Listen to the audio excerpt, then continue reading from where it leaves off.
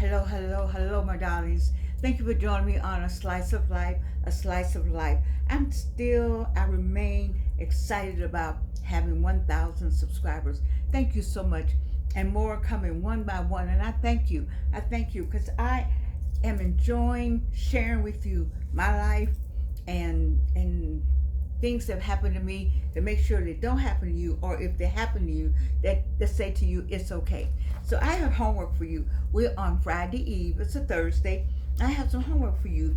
Oh, by the way, on the yesterday's show, I had never done that. I looked for something and looked for something, and I looked for that woman. Today, I could not find her. So if you're on TikTok, you see a black woman in a navy blue swimsuit. She's in her 60s, looking good, being, that's who I was talking about. But there's so many good looking black women, 35, 45, what am I, 45, 55, 65, and 75 that look absolutely fabulous. So you can just go on Facebook or go on YouTube, no, I'm talking, TikTok and Instagram, and see how we're looking these days. See how we're thriving. You know, you've heard me talk about by now, unless your head is in the sand, which you could be, you know there are 300,000 women, black women, that don't have jobs. And I think the total came to 500,000 black women that are not working enough where we have impacted the gross national product. And I said all that to say that, you know, we are now working for each other, and we are working to help one another get to the next level. Started businesses. A lot of businesses have been started, and I'm proud of that. And so to that end, I'm very happy that we are moving forward. I'm talking to you about staying on the journey. What am I all about? Staying on the journey. What is my motivation? Staying on the journey. If you have had breast cancer, that's me. Stay on the journey. You had colon cancer, that's me. Had it twice. Stay on the journey. You know, if you're a woman of a certain age, stay on the journey. You got gray hair. Gray hair looks good. I just got to get this going. When I had my own hair, I love my own gray hair. Wear your gray hair and be fine with it if you want to. You know, I lost gray hair. I lost hair and teeth. I'm just not. I got to work on me. I got to work on me. I haven't worked on me though. I've been doing all these shows with no teeth. I don't know how I've done it, but I don't know. I've gotten comfortable with it. I suppose I probably could do something with the no hair. I probably could do something with the no hair. I just haven't gotten comfortable with that yet. So I just put this on. It's okay. It's all right. It's okay. I'm fine with it. If you okay with it, I'm okay with it because I don't mind. You know, I don't mind showing. It's something. It's something up here. There's nothing right here. There's nothing back here. It's just, it doesn't matter. But this is your assignment. Let's talk about your assignment. So I came up with how we're gonna celebrate your wisdom. So see, it's gonna occur to some people that there are really some smart people out here. That wisdom is not associated with the color of your skin. Wisdom is wisdom. Period. Period, as you all say. And so wisdom, it's your wisdom that I want to celebrate. I want to celebrate the wisdom of the 45, 55, 65, and 75. Plus, you know, in my group, I'm 83. And so there's some wisdom. When you leave the United States, those of us who are those ages, and especially if you have gray hair, you are placed on a pedestal.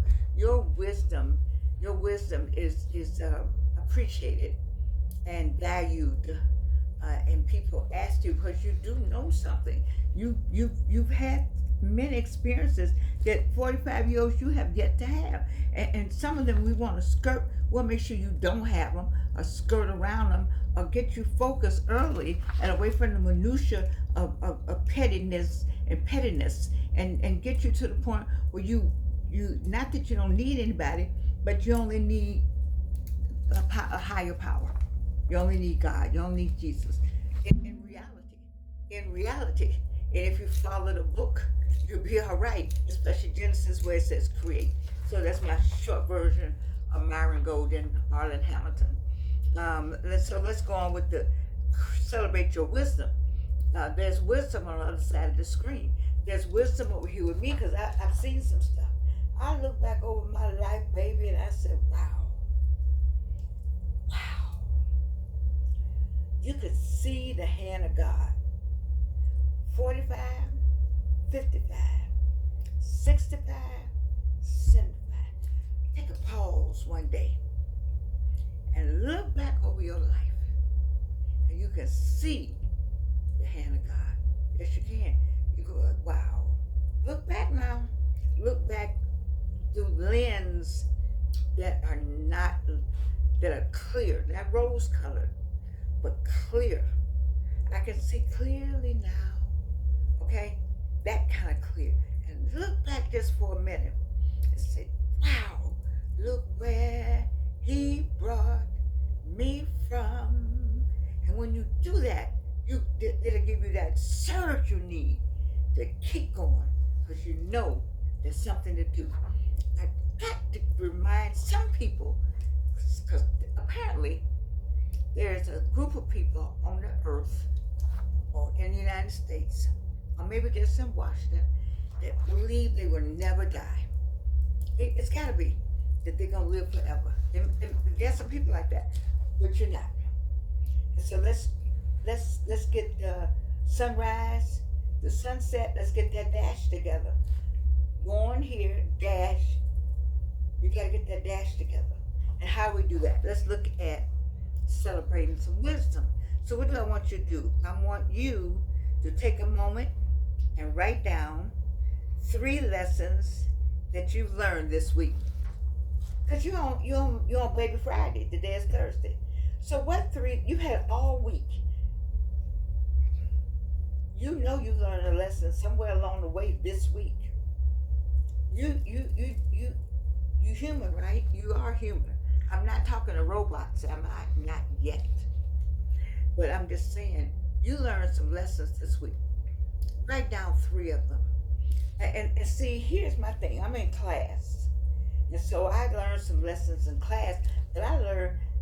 Isn't it interesting when you learn something more about yourself? When you learn, did you learn anything new about yourself this week? Did you learn anything new about your spouse or your significant other? Did you learn something new about a family member or friend that just caused you to pause? You know? Did you learn something new or different about life? About the work ethic even? How about just going to work? Did you wake up one day and say, why am I doing this? There's some lessons you learned. Did you learn something about, maybe you teach, you learn something about your teaching plan, your pedagogy. How about that? Maybe you learned something about the students, maybe the administration, or the process. Maybe you learned something about the systems that are in place that you didn't know. Well, and speaking of, I got something you can learn from right here. I wrote these books this summer. I got 5, but these 4 that I want to talk about. I want to talk about these 4. Who lived here and where did they go? People's properties and homes and spaces are being impacted every day by change. Nothing is more constant than change. Learn that with the 3rd grade, 2nd grade, something like that. And so change comes. Change comes in many forms. Who lived here, where did it go? The series on my site, we talk about the replacement and the displacement of Black Americans and their homes and their space and their geography. And these books address all 4 of the instances of where there's been movement. There's been, as Dr. Fuller Love calls it, root shock, where you snatched out of your environment. We're not talking about going from address to address. We're talking about being snatched from an address that meant something to you, but didn't mean anything to the people who snatched you from it. Because to them, that address that you had didn't have enough significance for you to remain there. But it was better it had better use for that address that would serve the larger public and not you. Who lived here? Where'd they go? The 27 neighborhoods that I studied when I did this first project. And the GIS mapping book. So we could talk about mapping those same spaces. The Legacy Workbook of the Beloved Community, where in this book you write yourself the porch that you like sitting on, the street light that you remember walking under, the stairs that you went up and down. This is a personal recording book for you. And then my last one, when I spoke last, I made a list, and then I decided that maybe I should put it in a book, because most of the people at this seminar I did last, they were interested in the glossary words, the vocabulary that's used in the planning meetings, or in the developers meetings, or in those meetings, public policy meetings. There's a vocabulary across the board that is used to make a determination of what space and place is deemed necessary for the bigger picture. Let's put, instead of that community being there, it would be better to have a highway to go through there because it's more direct, and it'll save time for people traveling, and those people can be moved. Vocabulary. So if you go on Amazon.com, you will find these 4 books. I have them very cheap. I have them $11 and $7. It's not the money. I'm not interested in the money. I'm interested in the information being disseminated in a way that you can use it to help as you plan, or those who are in the planning departments, or those of you in decision-making positions, that you'll be able to use the language and the work from these 4 books to help make a determination of the next neighborhood that's up for urban renewal. Having said that, I need you to, and thank you so much, share that information. It's all about sharing knowledge. You know, on the computer it has shared folders, but that's what all my work is free, basically. What is it, educational something is a term for that. So I put it on Amazon for $11. I think one of them is $7. And buy them and share them, and use it for research as if you need to. But take a look at the work.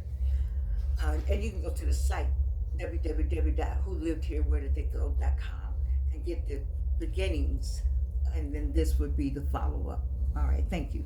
So what I want you to do is, what did you learn this week? You know, is it a no, it's not a cartoon. It was it Mr. Rogers? Or whatever. Anyway, what did you learn today? What did you learn this week? And how would that help you get through what's going on in the United States? You see, I work hard with not being political, but I gotta say this. If you see that they're coming for someone else, be sure to know that you're next. They're coming for you. They're coming for us. I did a whole show on Don't Test the Waters. Don't test the waters. Don't test the waters. That's all I'm asking you to do, is don't test the water. Work on self-development. Work on taking care of your family. Work on developing your businesses. Work on establishing a firm foundation for when there's no longer this and no longer that. You already have it. You have what you need. We still got a little time here. I keep telling you, you got this year, the end of this year for sure, and you got a little bit of next year, you know, and then you're gonna watch. You're gonna need to have everything in place. We had all the 2025. We're in the 3rd quarter. I started talking to you in the 1st quarter. So did Joshua Giles. All of us start talking to you in the 1st quarter. We're on the 3rd quarter. You can see where it's going. You got to have your head in the sand if you don't see where it's going. And you're really not stupid. There's nobody watching A Slice of Life that's stupid.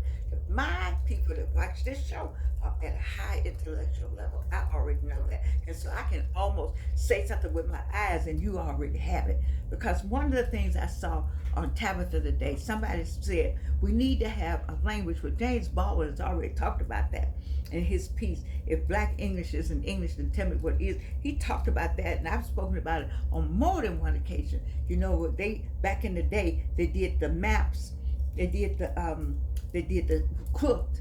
The quilts spoke, and the songs spoke, and the hair braiding spoke. There was vocabulary everywhere, But we know there's I. We know what the I. They were talking about on today. They talked about a hippopotamus or something at the zoo where they couldn't get the little hippo. You saw it on David Muir. They couldn't get the little hippo to come out of the water, and so the game keeper had a hard time catching up with it, and the little thing went in the water, and the mama hippo or whatever animal it was came and gave that look. Baby, it's nothing like that look. We could speak a paragraph, write a dissertation on just a look. Now, if if the animals could do it, and the person who was speaking, was it, no, maybe GMA3. I don't know, but anyway, the person who was speaking talked about the mama look. And so all mamas have it. And so I'm going to assume all mamas of all ethnicities have it. But baby, if you black, I'm talking about a black mama's look. You know that look. And we know we can read a whole paragraph in just one look. And we need to start remembering some of the things that we were taught as youngins, and so that we can communicate and keep ourselves alive, because it is not guaranteed. Nothing is guaranteed. But nowadays you got to work extra. There's something extra going on. And with your extra, I need for you to be as extra. I need for you to work towards a better you. So that a better you will be a better family and a better way to maybe withstand whatever it is they think they're going to do. It's not going to happen. My God, it ain't nothing like black prayer. It ain't nothing like it. Ain't nothing like it. When collective or corporate prayer, baby. Anyway, I just need to ask you to do this for me this week. Write down 3 lessons you learned this week. 3. I learned something about Georgianne. I had a big disappointment in class. I didn't know I could still cry about something like that. A class that nobody cares that I'm in the class but me. It impacts not one degree that I have. Parkland University never asked me to get in any class like this. This is only for me, for skill development, because I want this particular skill. I want to be a command line genius, a voyant. I like all the tools associated with digital humanities. How can I say it? I'm challenged, or I challenge myself often on what else I can learn to do. And this is one of them, because I need the skill in order to get the information for research that I have on the back burner. I never finished. I have a number of projects that needed to have the digital humanities skills for me to get the results that I wanted. And so I'm saying to myself, I learned that I really was disappointed, and I didn't know I would cry about something. But my friends all have heard me cry, so that's what I learned this week. Besides the work that's on the computer, I learned a lot. I'm very pleased with the results of the tests. I finally got up out of 23, and I'm now at 87. I haven't moved to 90 anything. I'm not used to making, well, anyway, I'm right now happy with 87. You know how you have students, you've been teaching, I've been teaching a student that said, a B, I'm good. Because they know the challenges. Speaking of, have I done my syllabus? No. Have I done it? No. But I'm going to say I haven't done it because I don't have my school computer. I'm going to put it on the school, which is not true. I got about how many computers in this house? This is crazy. But I want to use the school's computer. And so I'm going to wait until I get it back, and then I'll work up a syllabus. But I just want to ask you, what three things did you learn about yourself? That's what I need to know. What three things did you learn about yourself this week? And the second thing, that's a weekly challenge. And I want you to try something new every month. Try something new every month. Okay? I don't know, start your hobby, a class, or explore a new part of town. Let me tell you something. You've been in Atlanta all your life, baby. You better explore your own town. Do you know you can get lost? I'm not gonna say what I'm gonna say. Do you know you can? If you didn't have GPS, the black woman. By the way, I thank you, honey. I thank you, madam, for coming up with the GPS. If you do not get out and see the Atlanta you used to know, baby, you gonna need GPS to get your behind back home. Apartments are everywhere. The space that you used to know, that space no longer exists. That space that there was density because we have a great, I can't think of the word now when there's a lot of trees. I don't know why things escape me sometimes, but they do. Canopy. We have a wonderful canopy in Atlanta, but apparently the developers said, look at that canopy. They don't need a canopy, they need buildings. And so the canopy is changing in downtown. I don't even know. It's not anything green down there, but I don't know if anything green, maybe green paint. That's about it. But I need for you to do a monthly thing. And one, you might just take a tour of Atlanta. I heard that there's some great restaurants in Atlanta. My girlfriend in Chicago is always telling me, oh yeah, we have a Chicago restaurant, and they got one in Atlanta. What? I need to get to Creative Loafing and find out where all the new restaurants are. You ought to know anything about Creative Loafing. I used to love to get that newspaper. So I'm giving you 2 assignments for your Thursday evening. I got more, but I've spoken too much about myself maybe, and a lot about politics that I don't want to do. Because I can't, I wouldn't be able to hold this show. They would kick me off. Tabitha does a good job. She and Joy Reid and Wayne, what's his name? And the Martin, Roland Martin. They do an excellent job. I just can't do that kind of energy. It was strange. I would be pitiful every day because I would just be miserable with having to have those discussions every day about what goes on here in the country. Like we grew up in one way and now it's another way. I can't talk about it. I can't talk about it on here. So I've taken another approach because you still got life, and I want your life to be more abundant, and I want you to still look good, feel good, and smell good, but be conscious. And you might need to be swivel head right now.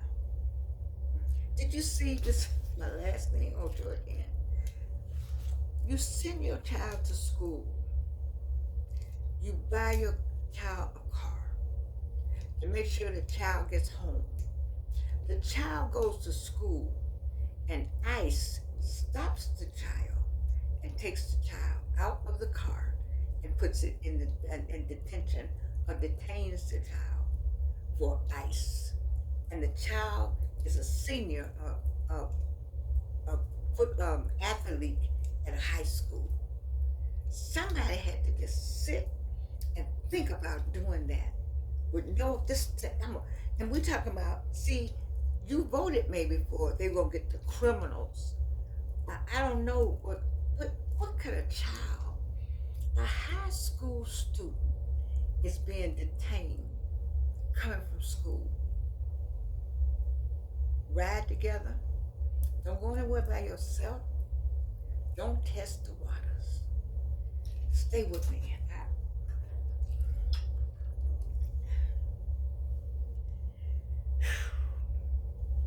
I'm grateful for every day we have.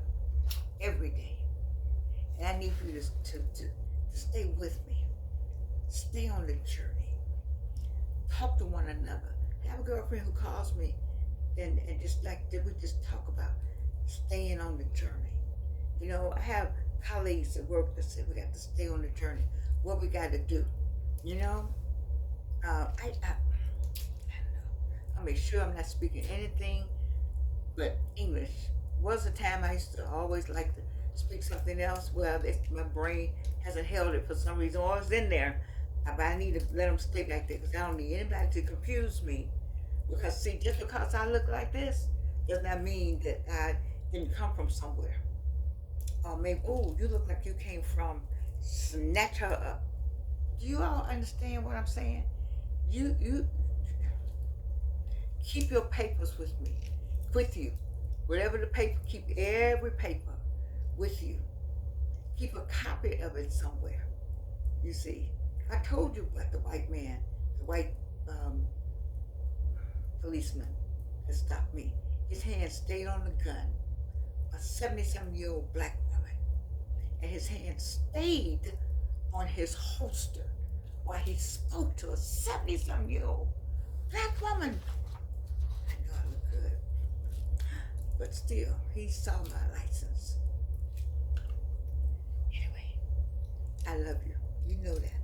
And you can't do anything about it.